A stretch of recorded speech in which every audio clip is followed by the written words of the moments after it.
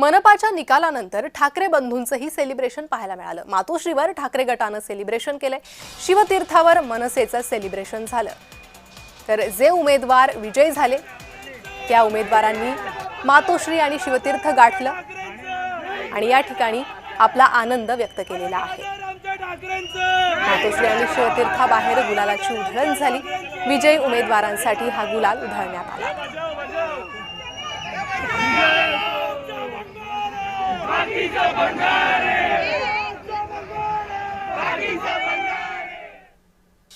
तर यशवंत किल्लेदार यांचा या निवडणुकीत विजय झालेला आहे आणि त्यामुळे त्यांनी ही सेलिब्रेशन केलेलं आहे आणि आपण राज ठाकरे यांचं हृदय राखलं म्हणजेच दादर प्रभादेवी परिसर असं त्यांनी म्हटलेलं आहे। तर मातोश्री बाहेर आणि शिवतीर्था बाहेरही सेलिब्रेशन पाहायला मिळालेलं आहे।